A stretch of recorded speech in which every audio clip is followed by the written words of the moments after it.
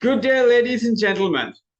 This is Watson Michael from Ceylon Institute of English and Leadership.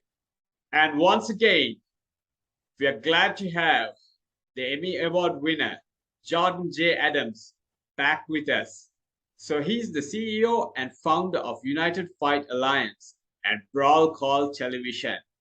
So he closely works with NBC as well. So Jordan, welcome back. And how are you doing today? Thank you, Watson. It's very good to be back, and things are going wonderfully in the States. I'm in the state of Florida, and we have, I don't know how it converts to Celsius, but we're 80 degrees Fahrenheit with no humidity. So it's a really nice day here in Florida. Wow. Pretty nice to hear that. Great. Yeah. So these days, especially with the modern technology, do you think leadership is practiced properly? And what are your thoughts on leadership? Yeah, there's definitely some unique challenges to the different work models that are now in place. Primarily all of the virtual models. Whereas in the old days, you really could get everybody in a room and you would have that feeling of camaraderie and that feeling of social togetherness, which helped to bond the team together and help with making sure everybody understood what the mission was and making sure everybody was on the same page. A little more challenging with the cameras. Now, part of that is getting resolved. As I don't know about your neck of the woods, but in America, the president has officially said COVID is over. Okay. And we don't have any kind of restrictions whatsoever in the States anymore. And many people are getting back into the office. So hopefully those unique challenges that are posed to leaders, both domestically and internationally, will be addressed as people are getting back into the office. For those who are still virtual, it is really, you've got to figure out a way to really communicate intimately through that camera. And the great part is you can share screens and you can both be looking at, the same. You can pretty much do anything that you would do in person, you can do virtually now. So that's a good part, but there are unique challenges. And I would say it's mostly that feeling of camaraderie and connectedness, intimacy when you're actually sharing. It's an intangible being in the room with somebody. It's hard to, but I think it's better. Absolutely. Great. So what values are most important in a leadership role? I think probably the number one value is you would do anything that you would ask your team to do. There's nothing that you would ask your team to do that you wouldn't do yourself. Whether it's sweeping the floors or cleaning out a sink or whatever it is that are, not necessarily jobs that we all look forward to. You're willing to do it if you ask your teammate to do it. I think if your team understands that you've done it all and you don't shun away from that work and you're perfectly willing to do it, then that makes them perfectly willing to do it. And I think you get a lot of respect from the people on your team when they know you'll do what you're asking them to do. Absolutely. So wise words, exactly. So who is your favorite leader and why do you like him or her? One guy stands out. One guy comes to mind. There's plenty of great leaders out there, but I always thought that Richard Branson was a good leader. Wow. Okay. Right. He's always seems to be willing to do whatever he asks his teammates to do. And he also seems to want to always have fun, like get the work done, but have fun doing it. And I think he inspires a lot of creativity by his playful nature. We always hear that adage, think outside the box. And yes, it is overused, but it's still true. Even though we use that a lot, it's still true. Thinking outside the box and being creative, it's much easier for that to occur in a playful environment where no one's being judged. and there's really no bad idea. Throw out your ideas, and you're not allowed to say anything negative. You're in a playful environment. Yeah. The only things you can say are conjunctions to Yes. someone's idea. So, and yes, and any kind of connector that keeps that creativity and that flow going. So yeah, I would say just the first one who comes to mind would be Richard Branson. Great leader, obviously, and built an amazing property, built an amazing brand. Absolutely. So my first professional presentation ever, it was about Richard Branson. So there you go. I never expected that from you, John. Isn't that funny? Yeah. Wow. Have you ever met him? Never, but maybe, hopefully one day. Yeah, maybe. Keep going, man. You'll meet him. Absolutely, right. People who motivate like you, nothing is impossible, right? Great. So you have before that, like many young people these days aren't responsible. They don't understand the word responsibility. How can we make them understand the importance of responsibility? Well, I think, unfortunately, in many instances, we've been coddling our kids, and we've been making things very easy for them. Yeah. And we have been cushioning the results of their behavior. So we've been softening up the consequences of their behavior. Yes. And it's an understandable desire, because you want to protect your kids. Yeah. So it's understandable that you want to do that. But I think it's counter to what you're really trying to do. And what you're really trying to do is help prepare your kids for the real world. And so while you think you're helping them by protecting them from their consequences, they're actually not getting the lesson. The lesson doesn't happen until you suffer the consequences of your bad decisions. Yeah. And that was a lesson I needed to learn. My mom cushioned us. Okay. And my dad and my stepdad both said, no, they need to suffer the consequences of bad decisions. Yeah. So I would say that would be the main factor that's going on. And then, it's kind of, it's almost like a dance where you have to be giving them positive feedback for the positive stuff, and they want to feel loved. Obviously, they need to know how much you love them. And that should be demonstrated all the time. Yeah. But there also should be that playful, like Richard Branson, but a playful approach to getting the job done. And then if one or two of their ideas don't work, or if they get lazy, or if they do a shortcut and the project doesn't succeed, that they should feel that. They should know, so that they learn the lesson of not cutting corners or not being lazy in execution. So I think it's a dance, and I think it's a dynamic tension that needs to take place. There has to be a balance. Yeah. So, 100% love, 100% support, 100% having your kids back, but also letting them go out on the branch. And letting them go out and try things, and seeing what works and doesn't work. Let them get there. It's like I use an analogy of a bird, right? You got to let them dust off the wings. Let them try their wings. Let them get strong. Let those wings get strong.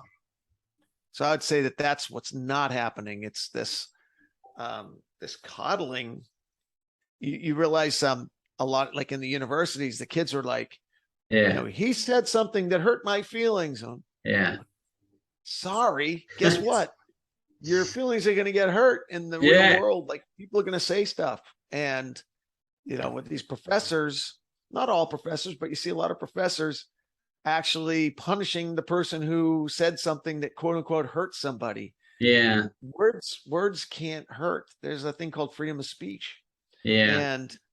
And that's, there's going to be people who you don't get along with. There are going to be people who, frustrate you, who make you angry, who make you sad, who make you upset. Guess what? That's the real world. And if we coddle them and protect them from that, if we try to punish the person who quote unquote hurt them with words, I think we're missing the point.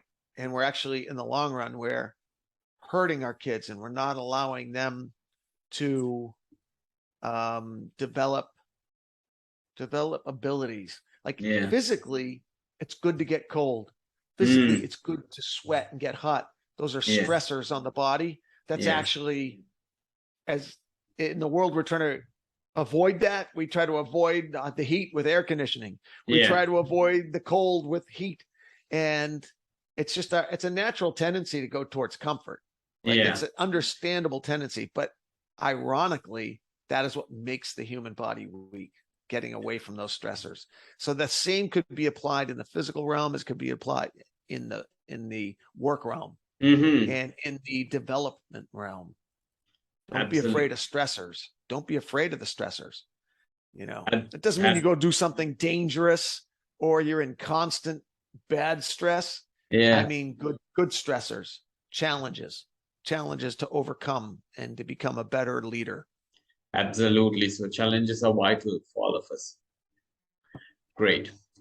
And you have worked with Disney, commented with super sports stars like UFC legend John Jones, retired basketball legend Shaq O'Neal, and being the host of Emmy Award-winning TV show. So what do you think are the key areas for self-improvement? Like, apart from, you just spoke about challenges, but apart from that? You know, I just was enjoying Atomic Habits. Okay. It's a series of micro habits you do every day, and keep doing small little things. In a baseball analogy, I know you guys have cricket, we have baseball on our end. We call it getting singles and doubles, right? Just base hits is how you win games. You don't have to always hit a home run. You're right. So I had this one little model that I invented, and I haven't been doing it in a while. I need to get back into it, but I took business cards, blank business cards. Okay. And I put them on my desk. I think I had 5. I usually do 5 business cards on my desk, just blank ones. Okay. And I would say every time I did something difficult that day, something that was challenging or difficult, I'd move 1 card over to the right. So now I had 4 on the left and 1 on the right. And then I had to do 5 every day. I had to move 1 card over for every difficult thing. So I do 5 difficult things every day. Wow. Get all the way over, whether it's something physical, going in a hot sauna, doing an ice bath, or whether it's making a tough sales call, whatever it is, it has to be challenging. Yes. Move the card over and do 5 every day. You'd be amazed at how your life changes in just a month if you hold yourself to that, those 5 tasks every day. Wow. And that's in addition to everything else you would do. That's not like if you already have a workflow where you make 10 sales calls a day. Yeah. You need to make that, to move the card over, you'd have to do 11 to move 1 card over. So it's in addition to what you would normally do. So those 5 things have to be challenging.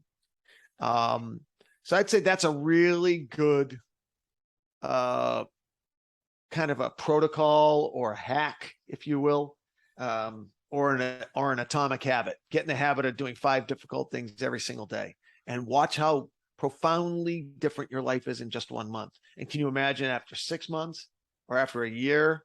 So I think that's a really good habit to get into. Absolutely. Wise words. So, and one of the best thing is the tough sales call. So, yeah. So in the past early years of your career, how did you deal with rejection, and what did you learn from it? Good question. Well, I think anyone who says rejection doesn't hurt is being disingenuous. They're being disingenuous. Rejection hurts us all. Yeah. There's nothing that feels good about wanting to be accepted into a tribe or into a job, or or a special person. Someone who you want to have a relationship with. True. It hurts. But for me, I can only speak to me, obviously. The technique that I use and it took a while to develop the technique, but I use a Buddhist technique called dispassionate observation. Dispassionate observation. And that's simply like almost like a wise person inside me sits outside me. He sits like the Buddha and watches everything, watches how I react to things, watches how, whether I react with anger or I react with compassion or I react with joy. But this higher self, this self Buddha, watches and guides and in a loving way points me in a different direction if I didn't make the most productive response. You know, and that's how I love how the Buddhists put it, is wasn't a productive decision. Instead of being negative and saying, you know, you were an idiot, you did this and you're a failure, whatever. Just says that wasn't the most productive thing you could have done. And with this wise higher self, you can watch the pain. So when someone, you had said, how do you deal with the pain of rejection? You can actually watch that pain, and then you can see what you're attaching to. What am I attaching to that's creating suffering? So obviously I'm attached to something because I'm suffering. So for me in the past, it's been attached to ego. I give you an example. I did a UFC show. It was live, and my brain is, my cognition has been, I've been getting brain fog the last couple of years. So I've been doing biohacks, trying to improve. And I couldn't remember a certain name, and it didn't look good on TV. Wow. Very embarrassing. Very embarrassing. And painful. So I watched the higher me says, why is this so painful? It was painful because of what people thought of me, what I was thinking people thought of me, that I'm not on my A game anymore. I'm not, you know, I don't do stand-ups, live stand-ups to the camera as well as I did 10 years ago. All of these concerns and all of the associated pain that came with these concerns was associated with ego. All associated with what people thought of me. Wow. And in reality, that's a natural part of aging. We all get old, and this body, we will all shuffle off the mortal coil, right? There's no one, this soul does not live in this house for more than 100 years. And it's natural. And to fight with it, or to disagree with it, or to resist it is futile. You're resisting the inevitable. And all you could do, all I can do, is do my best. And enjoy and be grateful. Grateful for what I get to do for a living. And then watch the aging process. Oh, okay. I'm not in my 30s anymore. Oh, I'm not in my 40s. I'm not even in my 50s anymore. I'm in my 60s, and this is natural. And welcome to the 60s. I'm grateful I'm still here. So even as I go through this, Watson, it's therapeutic for me. It's and it helps with the 6 months of pain that I had after I lost this very coveted job that I wanted to do. So now I'm happy for my brother who's doing it. He's 20 years younger than me. And he's in that joyful state that I was in 20 years ago, doing live television for UFC. He's in that great state, and he's my brother. It's like, I'm so happy for him. I'm happy. So just now I'm more the mentor. You know, now I take my leadership role, I take my teacher role, and I help in any way I can. And I love it. It makes me happy. Absolutely. Right. So that's pretty good, right? So no one is going to believe that you're in your 60s, okay? Even who watched this podcast, right? Thank you, brother. Thank you. Yes. So, and another one is like, how do you usually deal with disagreements with your coworkers? That's a tough one. Yeah. And I have those in my family as well. Mm-hmm. I heard an adage once. Okay. And I don't do this enough, but Yeah. here's the adage. Before you can respond, you must say to your teammate, you must convince your teammate through your sharing with them. You must convince them that they feel like you understand their position. Yeah. Until they say, okay, you understand my position. Until they say that, you can't say your position. Yeah. That's a tough one, because usually both people just try to force their position on the other person. True. Very true. So that it's almost like a Aikido move, in martial arts. Aikido is it's more of a flow rather than a resisting. Yeah. So rather than resisting your teammate's position, flow with it and see if you can understand, put yourself in their position. Like there's another Buddhist adage that says you must meditate on the person who bothers you the most. And until you can see yourself in them, until you know you are them, you don't understand. One of my Buddhist mentors sent me a picture of Putin, Vladimir Putin in Russia. Yeah. And then next to him was Thich Nhat Hanh. Okay. So there's a picture of Thich Nhat Hanh, the most peaceful person like on the planet. Wow. And next to Vladimir Putin, like the most evil, warmongering disaster for the planet. Yeah. And he said, until you can understand you are both of these people, until you can understand that you are both of those people, you don't understand leadership. You don't understand leadership. And it's challenging, right? Because I want to say, there's no way I'm as bad as Putin. And they're not saying your behavior is as bad as Putin. Yeah. But until you know that you could do that too, you are them, like we are all one. You are him. His pain, like what led to that little 6-year-old ending up being so evil? Right? How does that happen? How does that happen?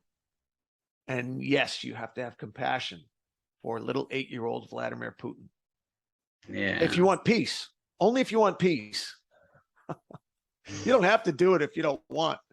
But if you want to be an effective leader and you want to have a peace of mind and have a free, open heart, you've got to understand. Absolutely. Super explanation. Great. And one final message for everyone who is watching our podcast. So what is the message that you can give to everyone who wants to chase their dreams? Say that again, brother. Yeah. So what is the message that you want to give everybody like who want to chase their dreams? Good question, Watson. I would say if you're watching this right now and listening to this right now and you're thinking, yeah, that's okay for him, that's okay for Jordan, oh, that's okay for Watson, but I could never do that. Or, they have all the advantages. They both have successful business. Yeah. They both have their health.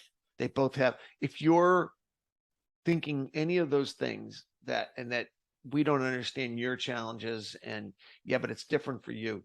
First off, I understand that. Like I understand like your situation could be way worse and way more challenges.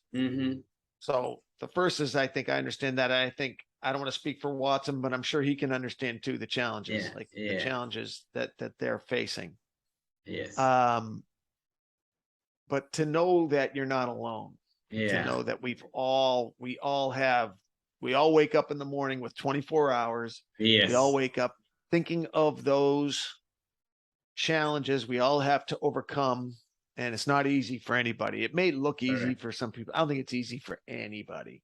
It's not. Yes. You're in this body, man. You're just put in this water sack and you're walking around on the earth trying to figure it out, right? Like it's not easy for anybody. Yeah. I don't care what they look like on the exterior. I don't care what they look like. It's not easy. Yeah. So that's why I say you're not alone. It's hard for everybody. It's hard for everybody. And take advantage of the internet, take advantage of all the meetup groups, take advantage of podcasting. Podcasting is a wonderful way. Correct. I podcast on the side. It has nothing to do with my television business. I podcast on the side because there are VIP people who I want to meet. Yeah. And there are people who are in medicine, finance, entertainment, sports. Wow. And you'd be amazed at how many people will do your podcast. So that's one avenue. Absolutely. And you don't need anything. You need both of us. You need a laptop. You need a laptop computer. Yeah. Yeah. It's crazy how easy it is to do. Absolutely. And so that's another thing to do, because that will get you out there and meeting people. But get outside. Get outside. What's really bad is staying shut in, into your home. That's one of the things, we talked about Putin earlier. That's one of the reasons they think he's gone so mad. It's because he's so isolated during COVID for 2 years. And they think that's where he lost his mind. He said he wasn't in fellowship anymore with, he was friends with Macron. Okay. He was friends with, who was that female leader of Germany before Schroeder? Not I sure. forget her name. She speaks fluent Russian, and he was friends with her. He was friends with 5 or 6 European leaders. Wow. And he was really trying to join the civilized world. Okay. But they said that the COVID really degraded him really fast. That's where he's living in his own bubble. He doesn't live in reality anymore. So it's very important to get out of the house and to get out and get in the sunshine. Vitamin D3 and exercise. Exercise. Just make yourself do it and start getting a beachhead. You know what a beachhead is? Beachhead, get a little bit. Just get something to grip onto. Get a little bit. Hold on to that. Start doing atomic habits. Try to do 3 or 4 hard things a day. Yes. And keep moving forward and hold on to, but you got to get a beachhead. You got to get outside the house, get in the sun, lift some heavy weights. That's really good for your brain. Yeah. Put on some great music and start getting some momentum. Get some momentum. Absolutely. Wise words, Jordan. Great. So thank you, brother. It's an honor to have you, brother. So thanks so much, Jordan, for taking time and doing this podcast with us.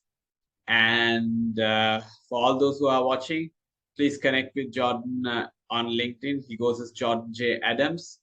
And thank you once again. Thanks, brother. And you can watch our fights on United Fight Alliance. And there'll be some of the streaming links will be on United Fight Alliance. There'll be some of the platforms and some of the OTT over-the-top networks where you can watch the shows will be there. And stream them all day long. If you like MMA, you like it, United Fight Alliance is the place to be. There you go. So you heard Jordan. Right. All right. So cheers, guys. Thank you, Watson. Thanks, Jordan. Pleasure's mine, brother. Cheers, bro.